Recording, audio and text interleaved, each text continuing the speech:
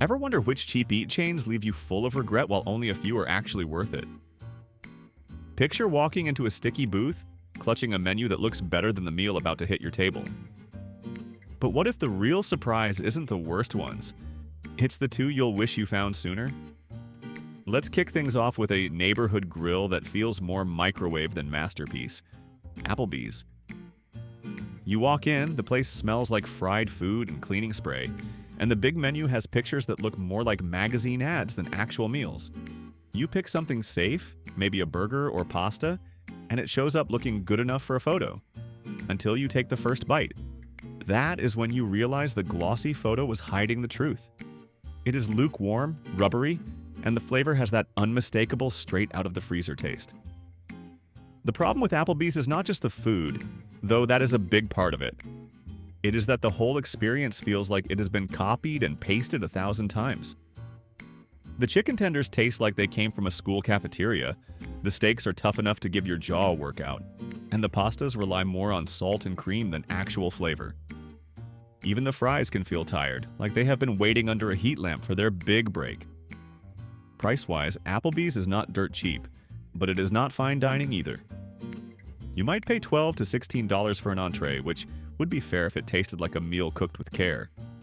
Instead, it feels like you are spending your money on a microwave bill rather than a kitchen staff. And let's be honest, if you wanted microwave food, you could have stayed home in your pajamas and saved $20. Applebee's tries to hook people with endless deals and happy hour specials, but even those feel like tricks. 2 for $20 meals sound good until you realize you are eating reheated pasta and a burger that has the flavor of wet cardboard. It is not really value if you leave the place still hungry, or wishing you had spent the same money at a local diner. Can you make Applebee's work? Maybe if you treat it as a place for cheap drinks and stick to the appetizer sampler. The mozzarella sticks, wings, and spinach dip are usually safe bets, but if you are going for an actual meal, chances are you will walk away disappointed. The thing is, Applebee's markets itself as your neighborhood grill and bar, but when was the last time your neighbor served you frozen steak and watery cocktails? It feels less like a neighborhood spot and more like a business trying to cash in on being relatable. The nostalgia trap here is real. Many of us remember going to Applebee's in high school or college because it was the place where you could get in with friends, hang out late, and split a plate of nachos. But growing up also means realizing that what tasted fine when you were 18 does not cut it anymore. So here's the big question.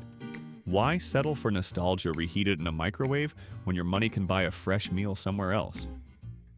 Have you ever gone back to Applebee's as an adult and thought, this is way worse than I remember? Coming in next is the buffet, where quantity always trumps quality. Golden Corral. Step through the doors and you are hit with the smell of 100 different foods, all fighting for attention. The buffet line stretches long, steam rising off trays of fried chicken, mashed potatoes, mac and cheese, and mystery casseroles. To the hungry eye, it looks like paradise. All you can eat for under $15. But take that first bite and reality hits. The food tastes like it was cooked in bulk and forgotten. Golden Corral has one trick, and it is a powerful one. Endless variety. You can fill your plate with steak, pizza, tacos, fried shrimp, and chocolate cake all at once. But just because you can, does not mean you should. Every dish tastes like the watered-down version of what it is supposed to be. The steak is gray and chewy, the fried chicken loses its crunch in minutes, and the pizza tastes like it belongs at a kid's birthday party in the 1990s. The dessert station is where the sugar bomb hits. Chocolate fountains, ice cream machines, and trays of cookies all look tempting. But when you dip your marshmallow into the chocolate fountain, it tastes waxy. The ice cream is often half melted, and the cookies could double as paperweights. It is the kind of dessert that excites your eyes, but disappoints your taste buds. Value is the only real selling point. For around $14 to $17, you can eat until you cannot move. But ask yourself, is eating until you cannot move really a win if the food is bland, overcooked, and low quality? The value here is more about quantity than quality, and that is why Golden Corral often makes the avoid at all costs list. Still, Golden Corral has a soft spot for some. Families love it because kids can load up plates with whatever they want. You do not have to argue with a picky eater because there is something for everyone. But that same variety is also the trap. When you try to be everything to everyone, you end up not being very good at anything. The sad truth is that Golden Corral feels more like a factory line for food than a restaurant. It is a place where taste takes a backseat to volume, and where food looks better under the heat lamp than it tastes on your plate. If you absolutely have to go, the hack is to stick with the basics. A simple salad, mashed potatoes, maybe some fried chicken if it looks fresh. Avoid the steak, skip the seafood, and stay away from anything covered in cheese sauce. That is where flavor goes to die. So here's the real test. When was the last time you left Golden Corral thinking, wow, that was delicious, instead of, why did I eat so much? Do you go for the taste or just for the endless piles of food? Sliding into the lineup is the mall staple that is better known for disappointment than pizza, Sbarro. You know the scene. You are walking through the mall, arms full of shopping bags, stomach growling, and there it is. The bright orange sign, the glowing heat lamps, and that giant pizza sitting on display like it just came out of an ad. You think, sure, it is not New York, but how bad can it be? Then you take a bite and the answer hits you. Very bad. Sbarro is the poster child for looks good from a distance, but up close not so much. The slices are huge, yes, but they are also floppy, greasy, and somehow manage to be both soggy and dry at the same time. The cheese tastes more like plastic than dairy, and the crust is the opposite of what pizza should be. Instead of crisp or chewy, it is doughy and bland, like bread that gave up halfway through baking. The toppings do not save it either. Pepperoni that curls into grease cups, sausage that tastes like it came from the freezer section, and vegetables that look like they were cut days ago. Every bite feels like a reminder that this is not pizza made with love. It is pizza made to fill a mall food court. Sbarro's biggest problem is that it tries to sell itself as authentic New York pizza. But if you have ever had a real slice in New York City, you know the truth. Sbarro is to pizza what a cardboard cutout is to a real person. It looks similar, but it does not feel or taste the same. Price-wise, it is also sneaky.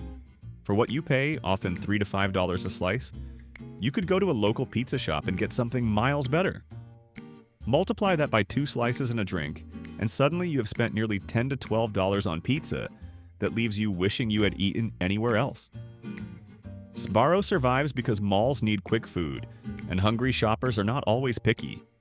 It is not about loyalty, it is about convenience. You are tired, hungry, and it is right there. And that is how they win. Not because the food is good, but because it is available. If you must eat there, stick to a plain cheese slice. It is the least offensive option, and sometimes, with enough hot sauce or extra seasoning, you can trick yourself into enjoying it. But really the better move is to keep walking and find a local slice shop nearby. Sbarro is nostalgia for many of us. We remember eating it as kids during shopping trips, feeling like it was a treat. But nostalgia only goes so far. Once you are older, your taste buds know better. So here's the million-dollar question. Why settle for pizza that tastes like cardboard when local shops offer the real deal for the same price? Have you ever grabbed a slice at Sbarro and instantly regretted it? Now, here's a spot where endless breadsticks cannot distract from bland pasta. Olive Garden. At first glance, it feels like a cozy Italian escape. The menu is packed with pastas, salads, and soups, and the promise of unlimited breadsticks pulls you in like a magnet.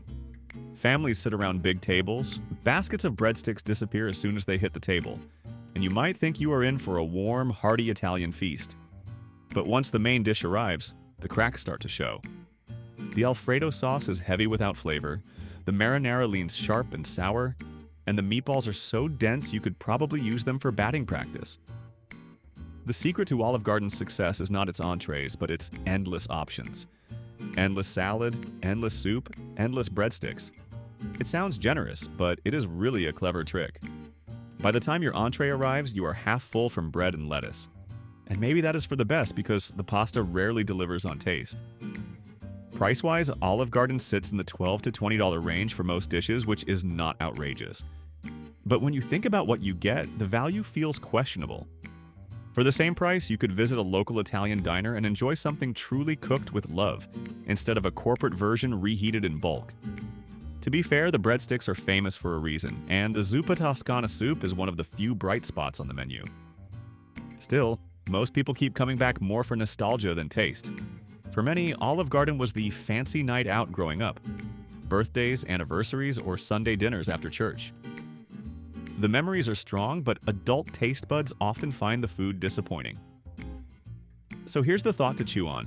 Is Olive Garden really Italian comfort food, or just nostalgia with unlimited breadsticks? Do you still see it as a treat, or is it just a throwback to childhood dinners? On deck is the so-called seafood haven that tastes more like freezer burn than fresh catch. Red Lobster. For years, Red Lobster was the special night out spot. Families got dressed up, couples ordered lobster tails, and everyone raved about the Cheddar Bay biscuits. And to be fair, those biscuits are still the best thing on the menu. Warm, fluffy, cheesy, and addictive. But once you move beyond the breadbasket, disappointment sets in fast. The lobster tails are tiny, the shrimp are often rubbery, and the crab legs have more shell than meat. Instead of tasting fresh from the ocean, most dishes taste like they were frozen weeks ago and rushed through the kitchen. Seafood is one of those foods where freshness makes all the difference, and Red Lobster struggles to deliver it. Instead, dishes are drowned in sauces, breading, or seasonings designed to cover up the blandness. And at $25 to $30 a plate, that feels like a ripoff. For that kind of money, you could head to a local seafood shack near the coast and enjoy something truly fresh. What keeps Red Lobster alive is not the seafood, but nostalgia. Many families still remember birthdays, anniversaries, or graduations celebrated there, when dining out felt fancy and special. The Cheddar Bay biscuits also play a huge role in bringing customers back. People even buy box mixes at the grocery store just to make them at home. Without those biscuits, the chain would likely lose most of its fans. If you go, the best move is to skip the entrees and just enjoy the biscuits with maybe a salad on the side. Everything else is a gamble and rarely worth the price. So here's the big question. If the biscuits disappeared tomorrow, would Red Lobster still matter? Would you go for the seafood alone, or are the biscuits the only reason to stay loyal? Rolling in with sticky stacks that rarely live up to the hype is everyone's breakfast fallback, IHOP. The idea sounds perfect. A pancake house that never closes, serving breakfast at any hour. You picture golden stacks, butter melting down the sides, and bacon sizzling on the griddle. But reality is often far less charming. The pancakes taste flat without syrup, the eggs are bland, and the bacon feels like it has been reheated rather than freshly cooked. Even the syrups in colorful bottles cannot fully rescue a plate that feels more average than indulgent. IHOP's real strength is not flavor, but convenience. It is the place you go after a long road trip, after school dances, or late nights when no other restaurant is open. For under $15, you can fill up on pancakes, eggs, and sausage. That reliability has earned IHOP its place in American dining culture. But when you compare it to homemade breakfast, fluffy pancakes, crisp bacon, and hot coffee, you realize you are paying for convenience, not quality. Still, nostalgia keeps people coming back. Many of us remember piling into booths with friends at 2 in the morning, laughing over stacks of pancakes that tasted better in the moment than they actually were. For families, IHOP has long been a simple, budget-friendly breakfast outing. At its best, IHOP offers comfort and memories. At its worst, it is a reminder that sometimes the story around the meal is more satisfying than the food itself. So here's the flapjack-sized question. Is IHOP truly about the food, or about the memories tied to late nights and road trips? Do you still go for the pancakes, or just because it feels like tradition?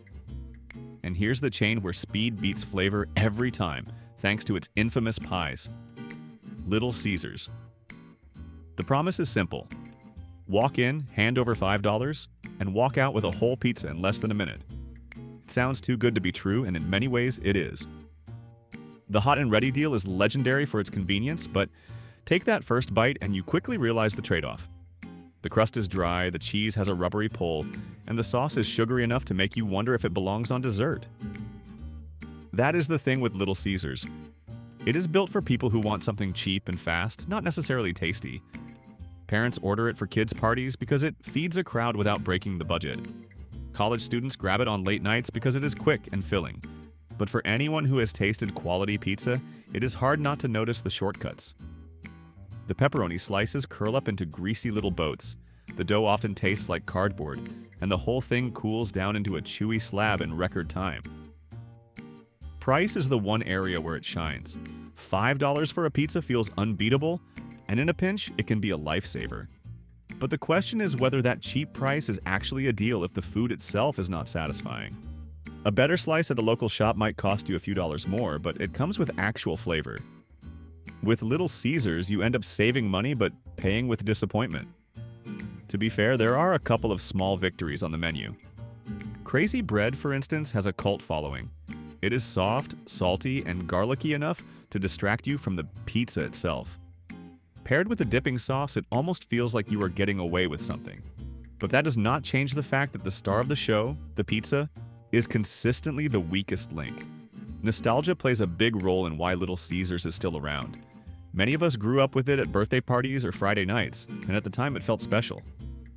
Now, as adults, those memories clash with the reality of lackluster pies. The truth is, nostalgia can only season a slice so much before taste buds catch on. So let's be honest. Is Little Caesars a guilty pleasure that still sneaks into your life? Or have you sworn it off completely? When was the last time you actually enjoyed a hot and ready? Switching gears to a bright spot, here's the chicken shop that wins hearts with both taste and service. Chick-fil-A. From the outside, it looks like just another fast food chain. But drive past one at lunchtime and you will see the line wrapping around the building like a parade route. 10 minutes later, though, you are holding a hot chicken sandwich that somehow tastes fresh every single time. The chicken is juicy, the breading has a perfect crunch, and the buttered bun pulls it all together in one satisfying bite. Add in waffle fries and the signature sauce, and you start to understand why the place has a near-cult following. What makes Chick-fil-A stand out is consistency. In fast food, quality control is usually the hardest thing to nail down. Burgers burn, fries go limp, chicken dries out. But here, the kitchen system seems locked in. The nuggets are crisp, the sandwiches taste nearly identical from one location to the next, and even the salads, something most chains treat like an afterthought, are surprisingly fresh. And then there is the service. Employees are famous for their politeness, often ending interactions with "my pleasure." It sounds small, but that friendliness, combined with speed, makes the experience smoother than just about any competitor. For many people, that customer service is as much a reason to keep coming back as the food itself. Price-wise, it is not dirt cheap, but it is reasonable. Most meals land in the $8 to $12 range, which feels fair given the quality. When you compare it to other chains that charge similar prices for soggy burgers or bland nuggets, Chick-fil-A actually feels like a solid value. Nostalgia plays a role too. Families treat it as an easy dinner spot, parents grab it for kids after school, and friends meet there for quick lunches. It has become more than just a place to eat. It is a tradition, a habit, almost a comfort zone for many. Of course, no chain is perfect. Waffle fries, while beloved, can be hit or miss depending on how fresh they are. And the menu is laser-focused. If you do not like chicken, there is not much here for you. Still, most customers walk away satisfied, and that reliability is rare in fast food. So let's put it to you, is Chick-fil-A truly the best fast food chicken out there, or just the one with the smoothest service? Do you return for the sandwich itself, or is it the whole experience that keeps you coming back? And finally, the West Coast classic that proves simplicity and freshness still reigns supreme.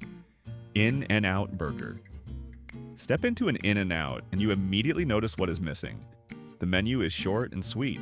Burgers, fries, and shakes. That is it. In a world where other fast food spots compete by piling on toppings and inventing gimmicks, In-N-Out stays true to the basics. And that is exactly what makes it special.